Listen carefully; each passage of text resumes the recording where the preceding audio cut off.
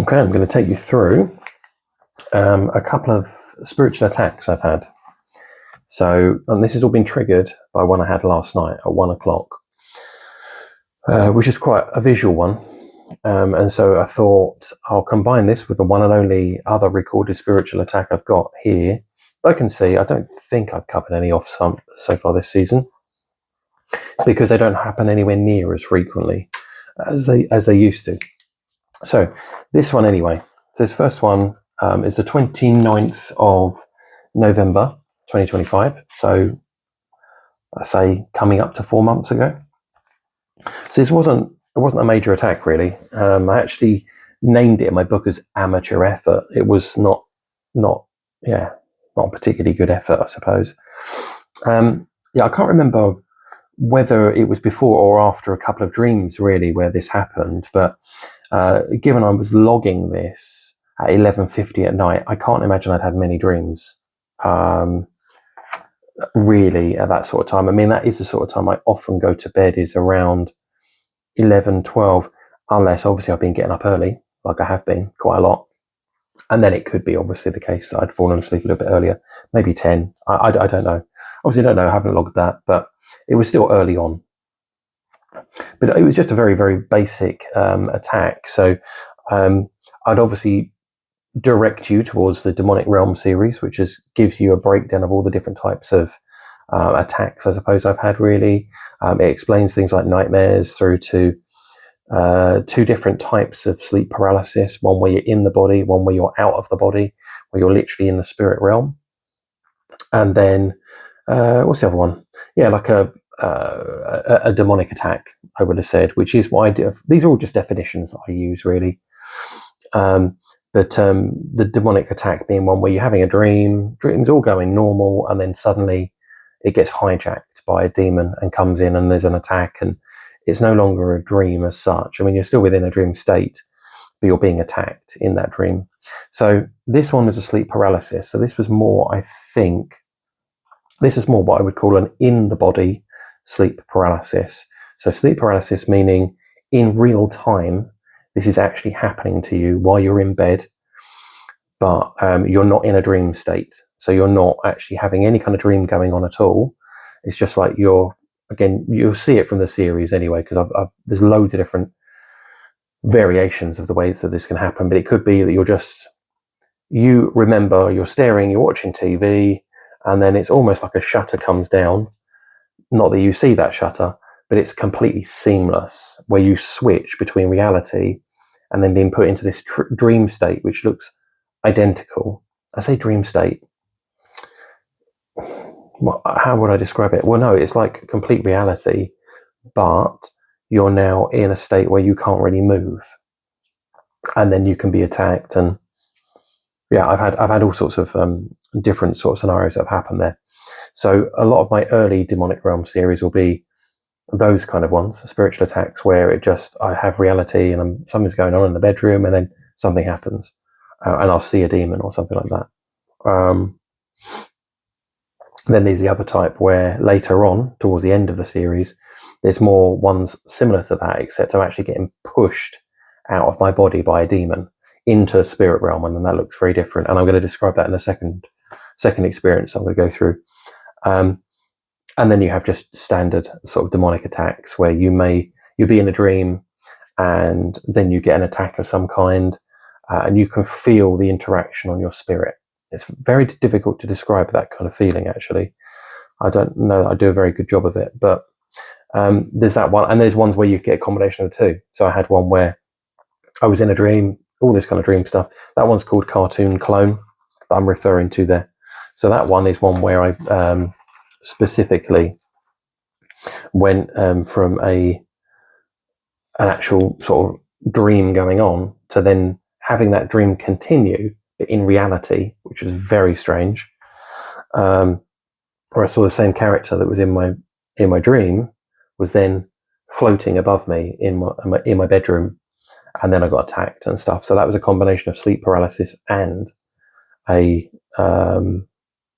dream like that, separated, which was I think I've only had that once at one time, but that was called Cartoon Clone. But anyway, Sorry if you see me leaning across there. I'm just writing that down, just as a little visual reminder for me to note that within here. Anyway, so sorry, back to this. So I suppose that's just very quickly setting the groundwork as to what these attacks kind of look like. Okay. So anyway, this one, as I said, very, very basic attack. I happen to be facing.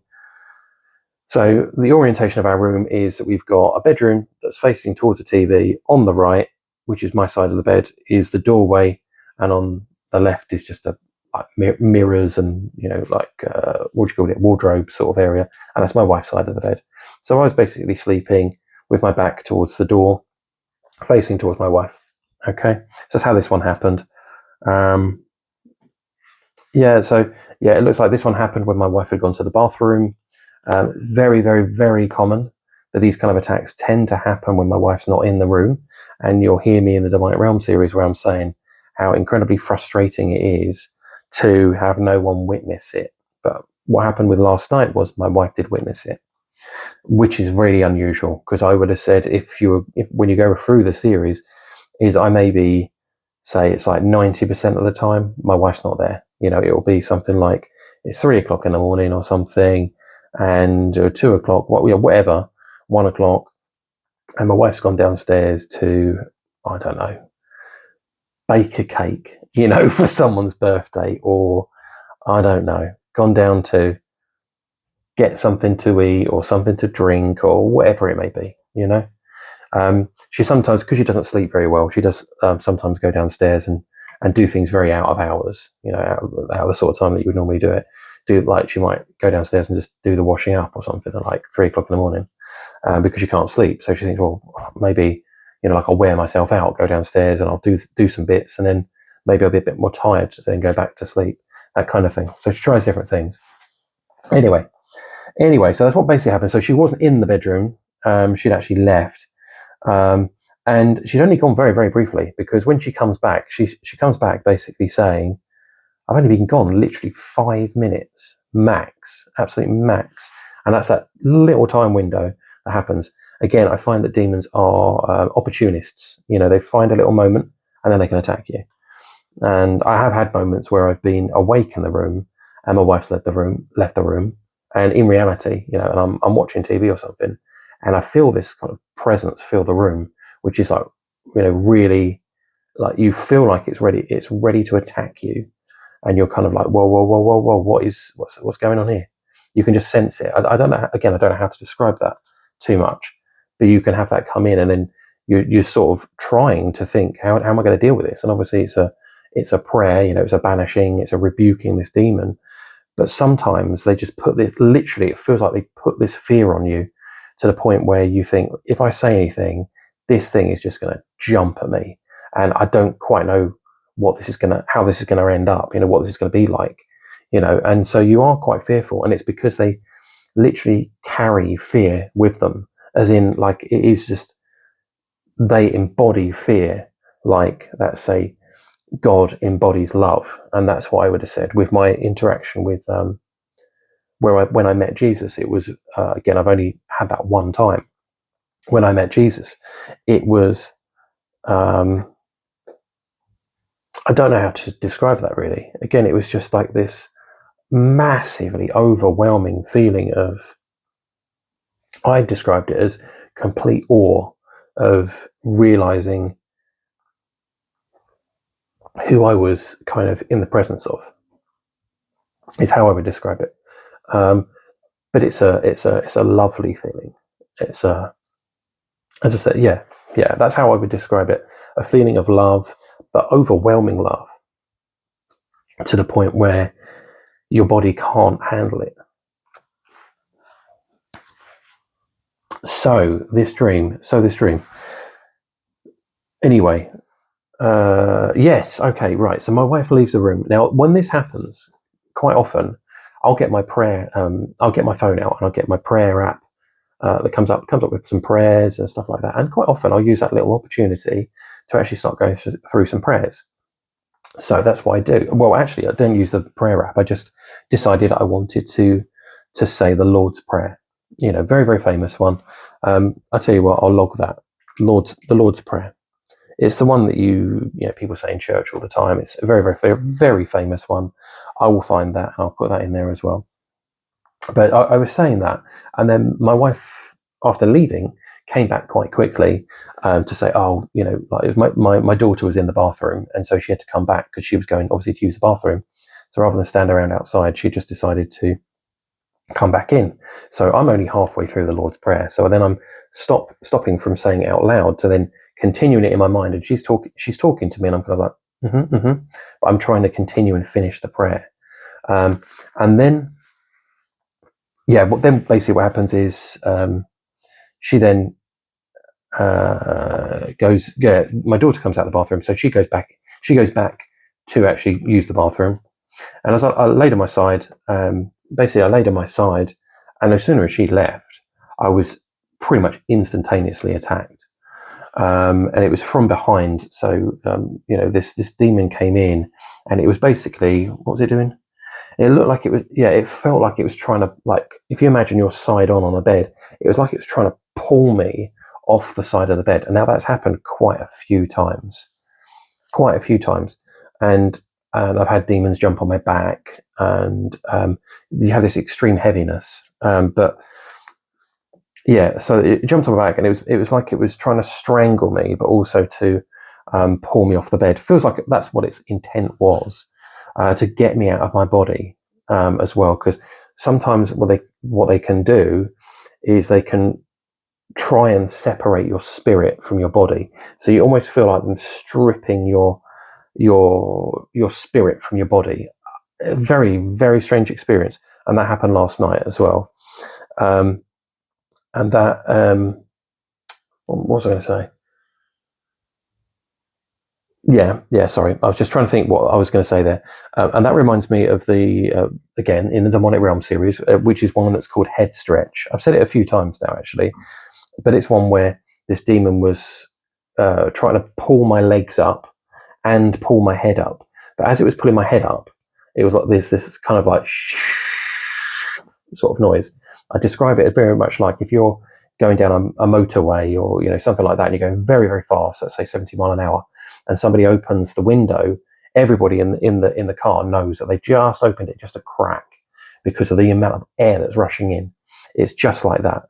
And so I was being pulled out of the body, and as I'm being sort of pulled out of the body, I'm hearing the spirit realm, if that makes sense. But again, watch that video. That's really, really interesting the way that kind of goes. But that's very similar to what happened last night. And I'll get there. I'll just finish this one off. But in this particular one, so I'm on my side. I'm being dragged out of. Looks like an attempt to pull my spirit out of the body. But I was as I was being strangled, I tried to get out Jesus, as loud as I could, but it came out really slurred. I sounded like a drunk, trying to get this out. But it was enough. It was enough, and I was able to, from I guess those slurred Jesuses that say, is it ease off the demon enough that I was able to get a big Jesus out, and then that was it. I was out. But when I was doing these Jesus, saying Jesus, I was very self-conscious that my wife would hear me shouting out at the top of my lungs, so I did hold back a little bit. And as I was holding back, I was feeling that the attack was strengthening. And so it went from me sort of having it somewhat under control, let's say, to the point where I wasn't, and then I had to get this bigger one out. And when I got out, I felt completely exhausted, heavy breathing. It was literally like I had for real being strangled. Is what it felt like. My heart was absolutely racing. And then my wife came in, and she said, "Yeah," as I said, I'm then sitting up in the bed, and I'm just saying to her, "Oh, I've just had an attack by another demon." And she's like, "I've been gone for like 5 minutes. How has this happened in such a short space in time?" But that's what happens. As I said, they're opportunists. So that's all there was really to that one. So I'm just going to stick that one over here, and we'll go for a new one. So I drew a little picture with this one. My pictures are never great, to be honest, but it's only really just to illustrate something to you. So yeah, sorry, as I said, I drew a little picture. I'm actually going to do a sinner's prayer at the end of this as well, because I thought, do you know what? I'm actually going to put that in because of this attack. Because I haven't done a sinner's prayer for a little while, so I thought I'd put that in. So I need to remind myself to do that. Right, so this one, I haven't really got a title for this demonic attack. Don't really need to. I'll think of something after, once I've got it all finished off and loaded up. But this one happened, as I said, yesterday, or even this morning is really what it was. So I put this morning's date, so it's 18th of the 3rd, 2026. And this was all within a dream. So I'd had quite a few sort of dreams leading up to this. And they were really quite odd, a little bit sinister, actually, in parts. They were a little bit odd. But I unfortunately, I can't really remember those dreams at all. I seem to remember somebody throwing a dog or something, though. Across, there was like a pane of glass between me and somebody else, and somebody threw a dog over at me. No idea what that was all about. But I remember that my mum was in this dream in some way, and that makes sense as to something that happens later. But anyway, I had yeah. So I'm just going to take you straight to where the actual attack was, really, because I didn't log any of this dream bit because it just went out of my mind immediately. It wasn't something I could hold on to. But this attack obviously was. So, as I said, this was basically a dream being hijacked. So this is what I would call a demonic attack. Whereas when I just described, that was reality. I was in reality. I had no dream going on whatsoever. That was a sleep paralysis. So 2 different types of attacks here. Okay, so this one is where it's been hijacked by a demon. Where are we? Yeah, sorry. Yeah, I was just talking about, I can't remember the specifics of the previous dream. So where is it? Where I will begin is at the point of the attack. Right, okay. So I'm aware that there was something wrong with my mother-in-law in this dream. Okay, because this is a dream, and she needed to go to hospital. And we had the car running outside on our driveway, and it was just a case of getting her into the car. That's it. That's all I needed to do. And so if you imagine, like, the front door's open, I guess, the car's running, I'm in the hallway, and then I'm going off to collect her, and she's, as far as I understand it, is in the kitchen. Okay, I'm pretty sure that's the case, but I never actually saw her because of my field of view was didn't allow that to happen. But again, I'll show you. I'll go through that. So just very aware that I'm picking her up and I'm taking her to hospital. Okay. And just as I'm about to go collect her, it's a very short walk as well from our hallway. It's not a big house, From our hallway, if you were to walk in a straight line, if you could walk through walls, let's say, you're talking about 4 meters. It's not much at all. 4 meters. Okay, no, maybe more like 6 meters, I would say, something like that. But yeah, not a big distance. Obviously, you don't walk through the walls. You need to walk around and through. Basically, you have the little hallway bit, which isn't very big, as I said. Then you come into the lounge. We've got a lounge dining room, which is one room. It never used to be. It used to be that there's a big, wall that went between the living room and the dining room.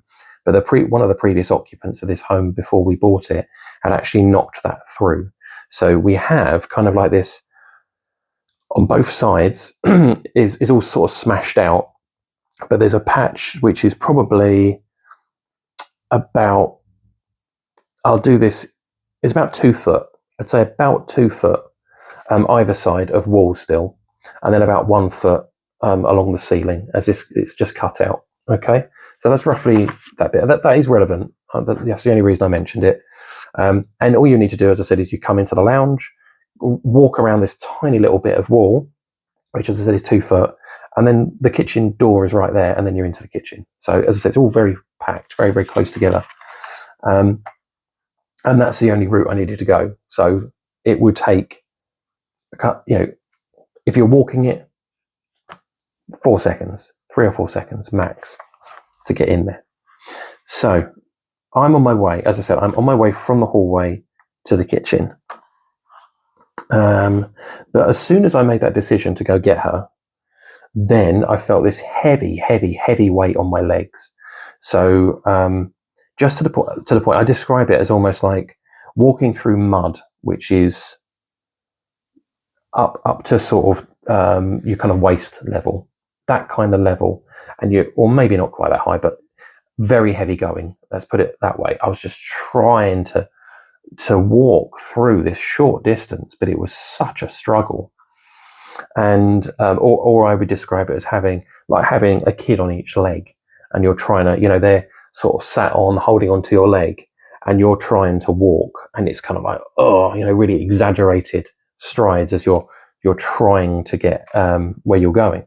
It was very much like that. So it was a really, really tough and slow moving, just this short distance.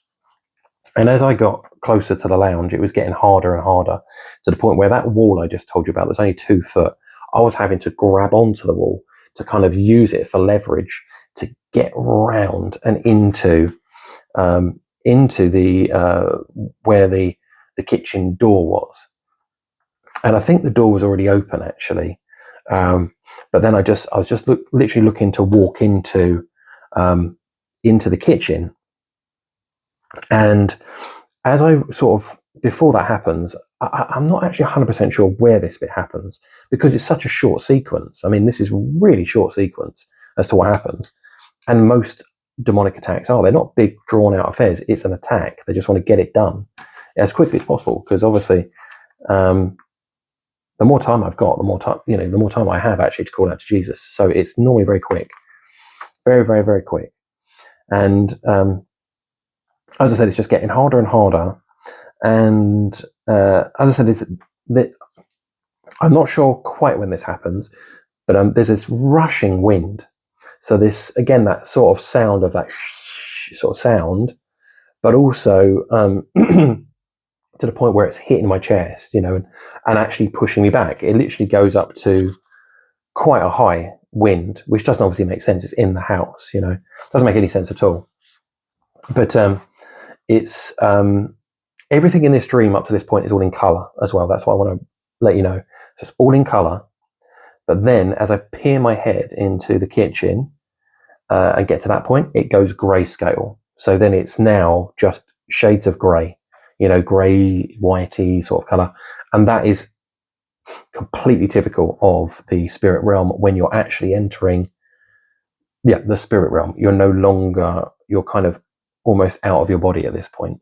Okay, so that may well be what happened in the attack last night, is I actually got somewhat pushed out of my body in some way, and that's why my vision changed. I'm not 100% sure, because again, if you go through the Demonic Realm series, you'll see that when I get pushed out of my body, actually physically, physically, my spirit gets pushed out of my body, and I'm on the floor and I'm looking up at the bed and stuff like that, is it's all grayscale. Okay. So where are we? Everything's grayscale. Yeah, and it's like this wind level just hits like hurricane level, gale force kind of level of wind, and it picks me up to the point where I'm completely horizontal. So if you imagine, I'm kind of like holding on to this door frame, but my legs are up and vertical. I'm say like more like 3 feet off the ground, holding on sideways onto this door frame as this wind is just rushing through the house, to the point where I'm completely picked up. And I'm feeling, as I said, it's at this point that I feel like my spirit is being stripped from my body, which is why I think it goes grayscale, because I think that's what's happening. Is that kind of process. So I've just realized I'm not reading from this book really much at all. I'm just going from, because it was only last night, obviously. As I said, it sort of felt like it was stripping my body, and it was almost like, as well, like there was a demon that was doing that was holding me up, and somehow pulling my spirit when I was in this kind of position where I couldn't really do anything. I'm kind of, as I said, I'm just holding on to this to the wall. Yeah, it's very weird. And what I can see then is, as I said, I'd already got somewhat into the kitchen, and then this wind kind of thing, as I said, suddenly just hit like a really heavy level, and then that's when my legs sort of went up. But at the time I was just peering into the kitchen just as my legs were taken out, literally just for a split second, just as my legs were taken out, about roughly a second, let's say, but enough that I could see this demon, and it was standing right by our kitchen sink, for doing all the washing up. We don't have a dishwasher, so it's just because we had one and it broke, and now we haven't got room for it. So basically the space that was used for the dishwasher is now just where our washing machine is. We did have a washing machine, you see, in an outbuilding, but we've since converted that into a bathroom. So you don't really want that. Well, there wouldn't be any room for it anyway. A washing machine in the actual bathroom. It's a very small, very, very small bathroom, So that had to take that place. So we don't have a dishwasher, as I said. I'm seeing this demon standing next to this what's it called, the sink, and there must be somebody who's there, because what it's doing is it's sort of pouring out with its claws towards this the person that's there.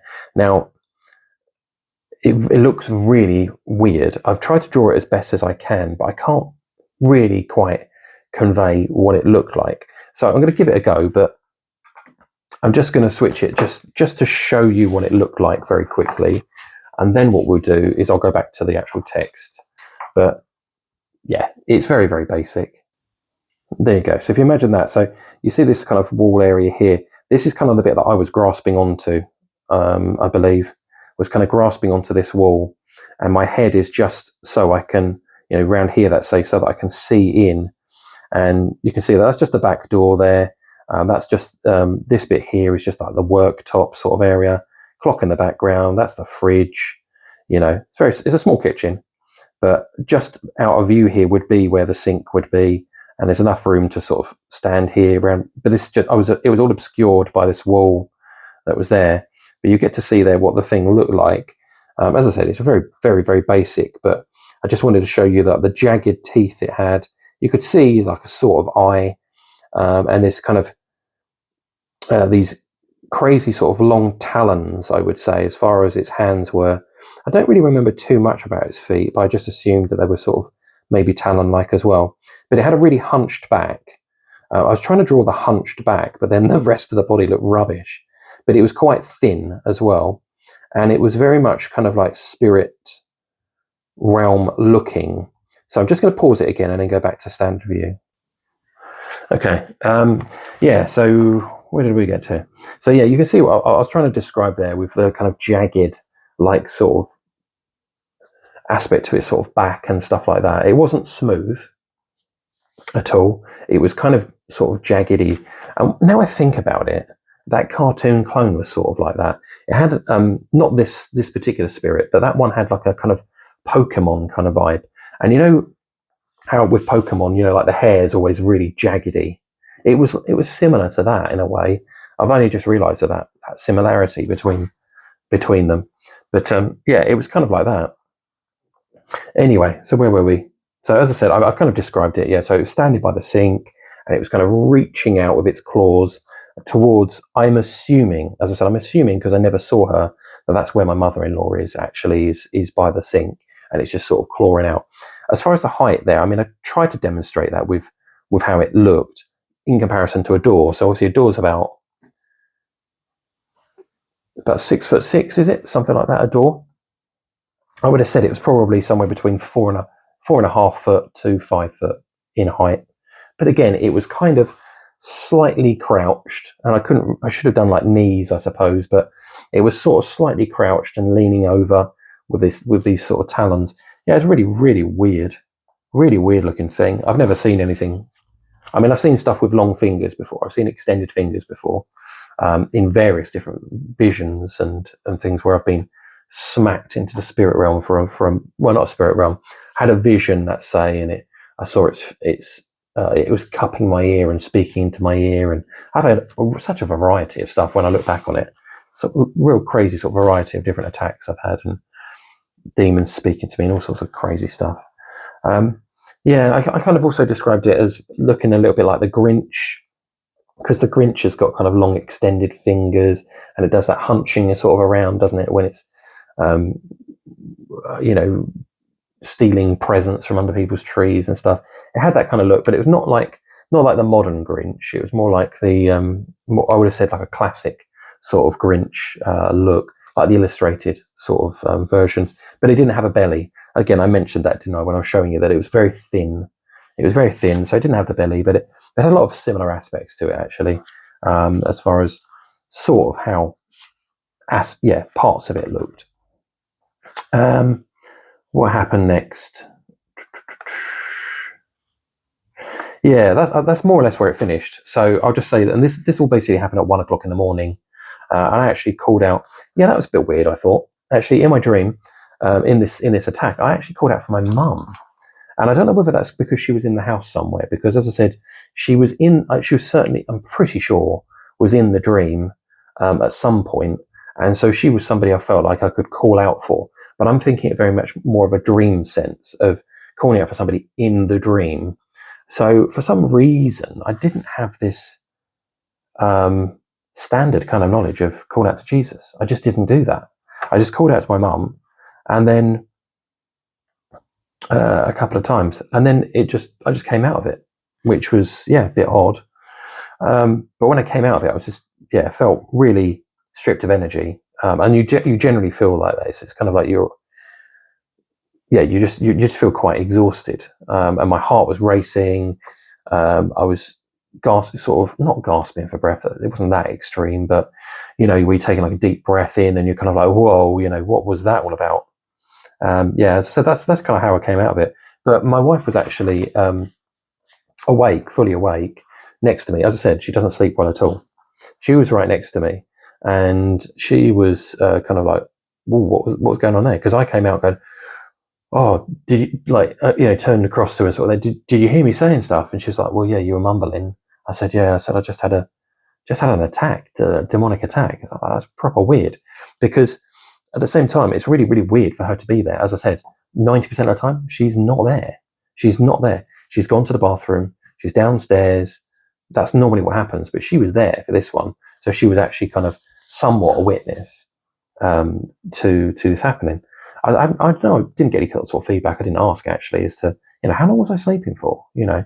Because as I said, I had some dreams and bits and pieces, but we're sort of cuddled up. She was pretty close to me. Watching TV, and I just sort of came out of it. But what I found was, when I was writing this all up, over sort of like the following, it took me about half an hour to write it all up, actually, because there's quite a lot of detail. I'm saying it visually is a little bit different to writing it, but I felt this kind of very much like a static charge in my hair, around my head sort of area, and I felt that for about half an hour, on and off. I'd feel this charge building up again. And again, I've had that before. So I've had that in the dream that's called The Witch, which is such an interesting dream. That's another hijacked one, you see. That's got a very witchcraft vibe to it. Obviously, it's got a witch in it. But that was more like, the static sort of aspect there was almost like there was power that was moving through me. And I was, you've got to watch that one. I mean, that's so visual as to what it looked like. This massive shock wave that comes out, and I come out of the dream and I just feel like, when you feel like you've walked through a cobweb, a spider's web, and you're kind of like, oh, getting it all off of you. It was like that, but it was like, it felt like a lot of my body, and I was kind of like wiping my legs and wiping my arms and wiping my face and everything afterwards, because I felt like I was covered in cobwebs. And I've heard that before as a classic sort of witchcraft attack. You can get a feeling of cobwebs over you, that sort of thing, spider's webs. So yeah, that's literally what I did experience. This was not anywhere near nothing like the amount, but it was just curious that it had that sort of similar sort of qualities to this kind of sort of a static feel. It's like you've had an interaction with something. I know what obviously static discharges can be like. I've been around long enough to have plenty of those. Where you suddenly go, like that, and it's the static being discharged from your body. It wasn't like that at all. It wasn't like that at all, but it just had this residual kind of static that was there. And I imagine that's probably because of some sort of strange interaction that went on there. But I think that's where I'll leave it, other than, obviously, yes, I said I was going to put in the sinner's prayer. Nearly forgot it. Now, as I said, this is really a protest, to be honest. I'm going to put this on here because I thought, if you're going to attack me, then I'm going to use it for God's glory. So this is what I'm going to do. So I'm going to go through the sinner's prayer. It's been a little while since I've put in the sinner's prayer, actually, to be fair. So I was sort of thinking this yesterday. Oh, sorry, before I forget, there's something else I wanted to mention, actually, that happened yesterday. Now, I had a half day at work because I've been doing stacks of overtime. And so I thought, I'm going to take a half day just to use up some of my overtime that I've been doing. And it was quite a nice day yesterday. It's about 16 degrees, I think it was, Celsius. So quite, not too bad. The grass wasn't too wet. And I thought, oh, now we're in March, all the kind of growth that I've left over winter, I'll just cut it down because we've had quite a bit of sun, quite a bit of rain, stacks of rain. So the grass has been growing quite a bit. So I thought, I'll cut the grass. And then weirdly, before I'm thinking, while I'm sitting literally here, and I'm packing sort of my stuff away, I'm thinking, right, I've got a few hours now before I've got to do something else, which is where I needed to, pick up the kids and stuff from school and all that kind of, from school and stuff like that. I thought, what should I do with that time? And I was kind of thinking, hoovering doesn't need doing, washing up doesn't really need doing. Well, I could do some more of my dreams. So I started to think, okay, well, I'll do some of my dreams then, and because I'll start putting together some of those ones where I've got little bits left, just to see, what it is that I can, how to pair up some of these dreams together, let's say. And I thought, maybe I'll do that. Maybe I'll do that so I can, or maybe I've got something I can just go into and just start, recording straight away on something. So I thought, I could do that. But then we might be doing something next weekend and I do need to get the grass cut. Otherwise it gets to an unmanageable sort of level. So I thought, maybe I'll just cut the grass then. Just get that done. It's a nice day. It's not too bad out there.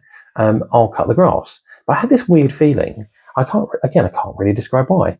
I just had this really odd feeling of sort of stuff around like, how long have I had the how long have I had the mower for, and I wonder if I'm going to need to get a new lawnmower or something like that. And it was like, what if something goes wrong with it or something like that? I was having all these really bizarre thoughts that were quite strange as I'm thinking about, what am I going to do? Am I going to do this or am I going to do that? And as I'm sort of weighing up these different ideas, and I decided to go with cutting the grass in the end. I thought that'd be quite a good use of time, actually, because then it'll free up Saturday for us to do stuff as a family, and I can do this while there's nobody about. And so I go out there and I start cutting the grass. I did not get far at all. I mean, I literally did a straight line, which couldn't have been longer than about 5 meters, something like that.